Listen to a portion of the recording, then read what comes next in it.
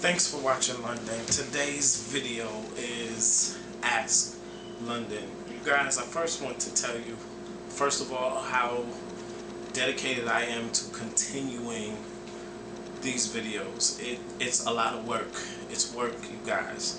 And first of all, I want to say thank you to those news sites who recently post my life coaching videos for Life Coaching Mondays. You've posted them on your websites, and it's a shame because I don't know all of these sites by name. It has been quite a couple, and I just want to say thank you for finding any of my work or my work interesting at all to post or to be featured on your sites. And that are sites that have taken my videos from YouTube or the videos from Blip, and I have found all types of stuff with me on it on the internet, and I just want to say thank you.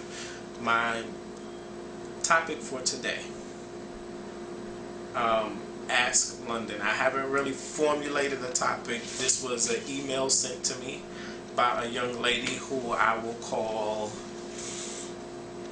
I'm trying to think of a name, let's say Victoria. Victoria emailed me. I'm trying to keep confidentiality if you're unaware. Victoria sent me an email, and she said that she's in a situation where she wants to make peace in her past relationship. She was dating someone and they both cheated, but the boyfriend is unaware. The boyfriend is unaware that the girlfriend has been cheating all this time, and she emailed me saying that she wanted to know what could she possibly do to remedy the situation because of this one particular thing that surfaced in the course of their relationship. Mind you, they both were cheating, they both were seeing other people on the side, and her question to me for Ask London was,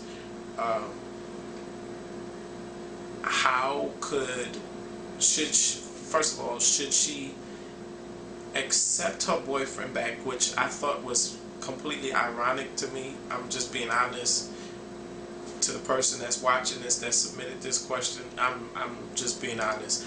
I thought this was rather crazy for you to ask me this. Should you continue, or should you accept your boyfriend back after cheating? One, when you likewise were cheating. Even though you may have stopped before he did, you still cheated. So it was kind of ironic to me that you asked me, should you take this person back after they came to you in honesty. And really, if you ask my honest opinion, none of this that was going on would have stopped unless the circumstances that presented themselves have happened. And for those of you that are watching that are unaware of what I'm talking about, the two of them were in a relationship, and Victoria got into this relationship after breaking up with someone. It was kind of, so to speak, like a relationship on the rebound. She wasn't really looking for a relationship, but this dude kept pursuing her, and finally she gave in. So they're in a relationship, and to make a long story short, the dude was never faithful. He was seeing other people, and when she became aware or had this inkling that that's what was going on, she started talking to other people as well. Then her guilt wouldn't let her get away with it, so she pulled back out of what she was doing and decided to remain faithful. But old dude continued doing what he had been doing all the while and contracted a STD.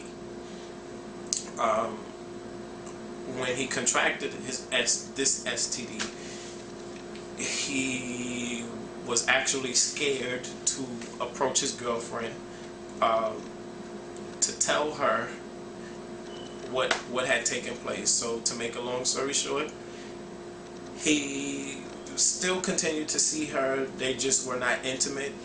He received treatment for this STD and decided that he didn't want to inform her about it. So it turns out that when the girlfriend goes for a regular checkup, she finds out that she's had this STD a while now, and so now she's had questions because she knows that she hasn't had any intimacy with this person for some time now. It turned out that she didn't contract the STD from the boyfriend. It turned out that she got it from the person that she was messing with.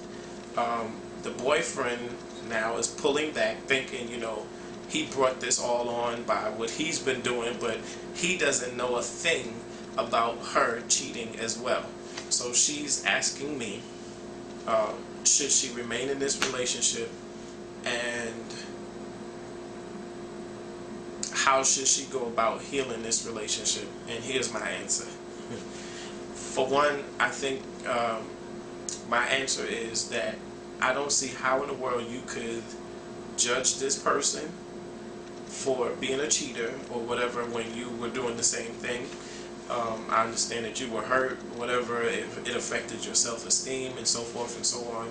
But at the same token, how could you turn around and say that you don't want this person or be with this person because of what they've done when you were doing the self-same thing? And now you have a problem going to this person to admit in honesty that you're actually the cause of certain things. To me, is kind of weird.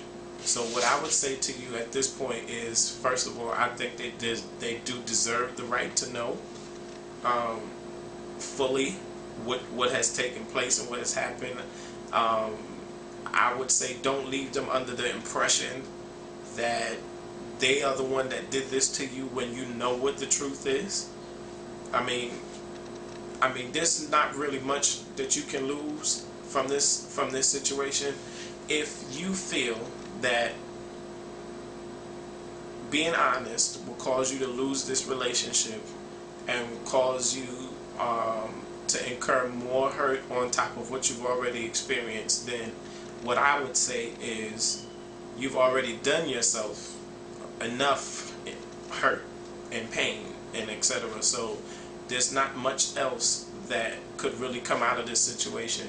If the two of you both have a problem with being faithful at this particular time because of whatever that you are going through, then I think that giving each other some space, allowing each other to iron out your personal issues, emotional issues, sexual issues, whatever your problems are, I think giving each other some space and learning to be friends all over again. Build that friendship, that level of friendship all over again.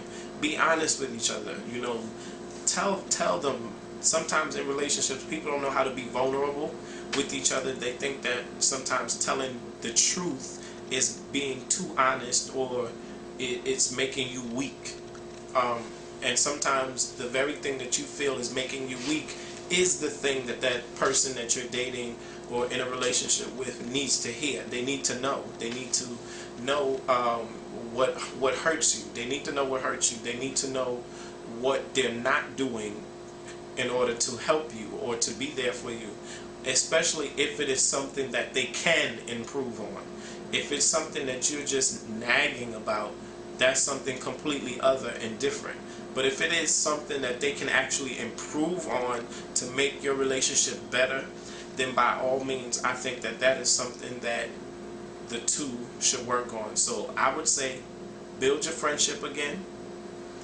Allow yourself to be vulnerable. Give each other some space. Let's not just sit around here and say that you're going to jump back into another relationship or jump back head on into this relationship and y'all going to be so madly in love that all the mistakes that you made is not going to matter at this point. I will also suggest you to take some counseling. Get some counseling. Get with some people that can help you, that can walk you through some stuff.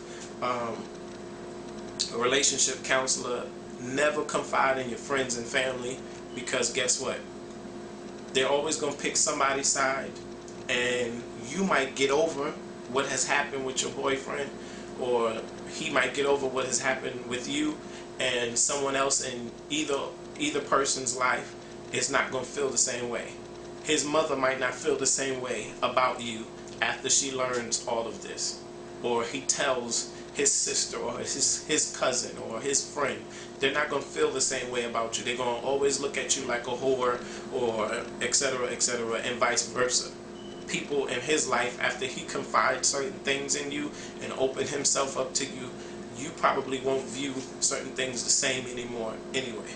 So you need to build that place of honesty and trust all over again, because a relationship without trust will absolutely fail.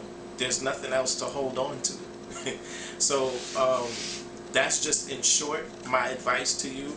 If there's anything else that you want to email me, a topic on Ask London, it doesn't have to be about relationships. It could be about family, life in general, etc. You are always welcome to email me. Thank you so much for watching, you guys. You can email me at themichaellondonshow@gmail.com. Take a little time and Google me, Bing me, whatever you you want to say. Search my name out on the internet. The Michael London Show Season 3. That's where we're in. We're in Season 3, and I will be updating you guys over the weekend and my coming blog posts on some of the things that's coming with the show and some of the changes that's coming with the show. I thank you. Tune in next week for Ask London, and hopefully it'll be a different topic, not non-relationship wise, as far as couples and etc. So I'm looking forward to hearing from you guys. Email me, watch me on Blip and YouTube. Peace.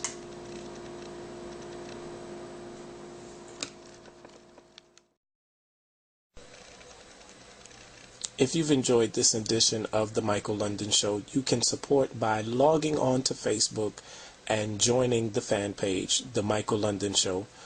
You can also add us on Twitter, www.twitter.com/MichaelLondonTV. Thanks, you guys.